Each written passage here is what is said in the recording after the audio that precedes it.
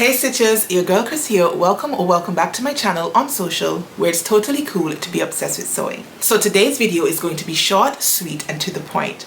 I'm going to be demonstrating for you how I attach belt loops to my garments. Now, I don't know if this irks any other person here in the sewing community, but I absolutely despise attaching belt loops because they're just so fiddly and finicky. However, I do appreciate garments that have belt loops because I love wearing belts. I feel like because of my body shape, which by the way is a rectangular body shape, meaning that the difference between my bust, shoulders and hips are less than 10 inches in difference. Because of my shape, I find that wearing a belt helps me to cinch in my waist and sort of demarcate my waistline and break up the upper part of my body from the lower part of my body. And so I thought it might be useful to share with you guys how I go ahead and attach my belt loops in a very stress-free way. So if that is something that might be of interest to you, then join me for today's tutorial. So I'm just going to show you guys how I attach my belt loops. I have found that this method of attaching belt loops is much easier. Now the pattern instructions tell you to go ahead and press your belt loops under by a ½ inch, measure down a ½ inch from the waistband, and then you put it down like this, and then you're meant to edge stitch it into place. Now I have often seen this type of instruction when it comes to attaching belt loops, but I do not like it.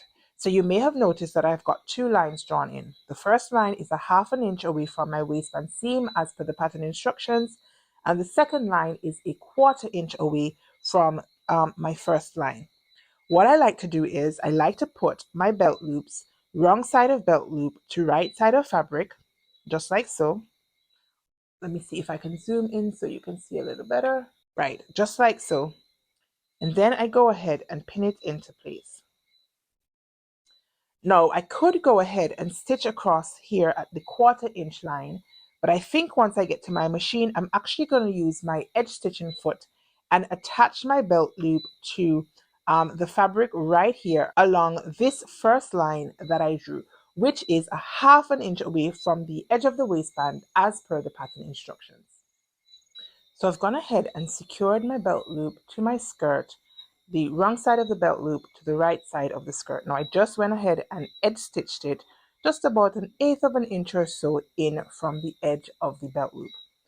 What you want to do then, you want to fold your belt loop on top of the line that you just stitched. It's a little bit difficult to demonstrate because the belt loop is so skinny, but you want to fold it downwards over the line that you just stitched, like so. And you might want to secure it with a pin if you can. Okay. So it's going to look like this. So it's just covering the line that we just stitched. We're going to take it to the machine now and we're going to edge stitch it into place. We're going to go back and forth over the belt loop just a couple of times to make sure it's nice and secure.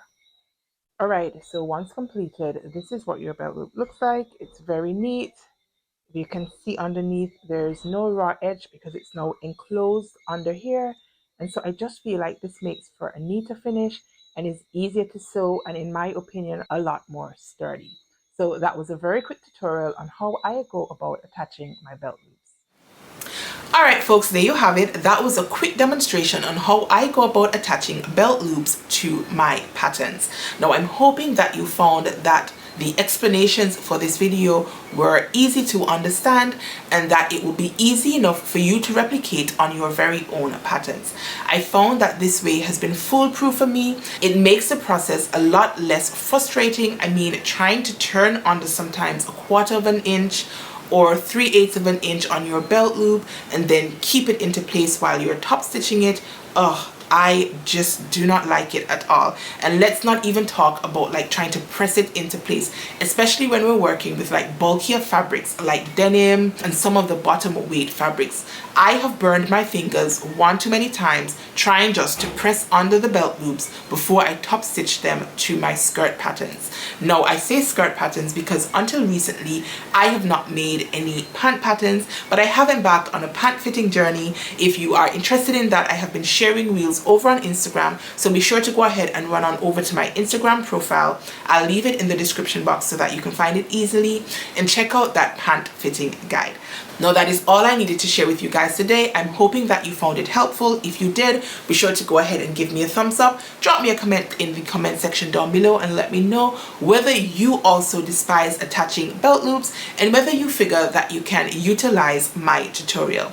If you have made it this far in my video and you are not yet a subscriber, then please consider joining my YouTube family by hitting the subscribe icon and turning your notification bell on so that you never miss any of your girls' upcoming videos. Now we are into the month of July, which means that the pattern hackathon is up and running. If you have no idea what I'm talking about, be sure to go ahead and check this video right here, where I share all of the information on the pattern hackathon, what it is, and how you as a member of the sewing community can get involved. Now we are geared up, we are excited, we are sharing all things pattern hacking over on my Instagram platform. It is a sewing challenge, which means that you can be eligible to win prizes if you choose to participate. So again, if you have no idea what I'm talking about, but you are curious on what pattern hacking is or on what the challenge entails, then be sure to go ahead and check out that video and run on over to my Instagram profile, where you can find tons of pattern hacking information.